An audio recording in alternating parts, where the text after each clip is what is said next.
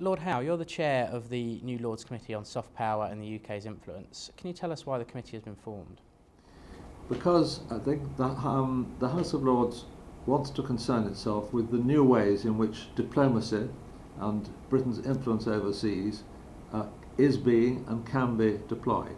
And when I say new, it is because the entire international landscape has changed, the world has become digital, and the techniques we need to influence and promote Britain's reputation have also changed, and we want to look into that.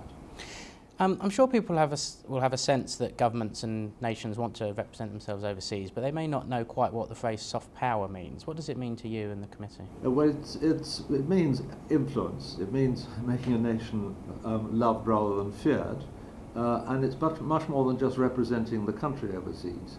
It's using the full techniques of communication and information revolution to promote Britain's reputation, to protect our interests, and to ensure our security in a world where the military methods of the past century or two don't always work. What impact has technology, and in particular the internet, had in this area? Well, it's enormous. The world is now super connected. I read somewhere that there are now more mobile telephone subscribers than there are human beings on the planet, about 7 billion. And of course the mobile telephone today is the transparent camera that sees all. It is the internet, it is the World Wide Web, it is the total information system. So we are now dealing with an international landscape totally and utterly different from that which existed even 10 years ago. Is there a limit on what the government should try and do in this area? Yes, there certainly is. This is not just a government-to-government matter, or a matter where there's just a government policy and that's the end of it.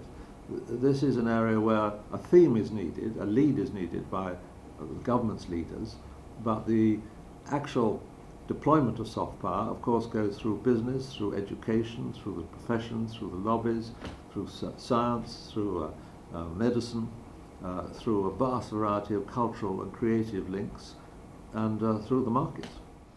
And do you think there are things the UK can learn from other countries in this area?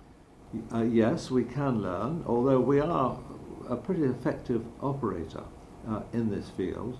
We'd like to see better results in terms of our prosperity, but we do very well. We can learn. Of course, enormous sums of money are spent by other countries, hundreds of millions, even billions, by nations like China, Russia, to some extent the United States, although they tend to concentrate just on government message only. The danger is that then it becomes propaganda, and nobody believes propaganda. So the British deployment of soft power has to be more subtle, but of course we can learn from others. Some people might ask, why does soft power matter? Isn't the answer to UK's influence a stronger military? Well, to win victories you have to win hearts and minds as well as victory on the ground. And in the last 10 and 20 years, this technological revolution means that the hearts and minds side of it has become infinitely more important.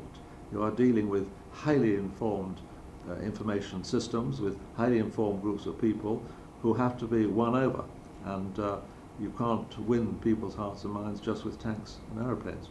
And you've already heard evidence, I understand, from military figures. Is that the message they gave to the committee? Certainly, they recognise that the civilian component and the information and persuasion component in securing victory or in maintaining security, establishing peace and stability, is more central than ever.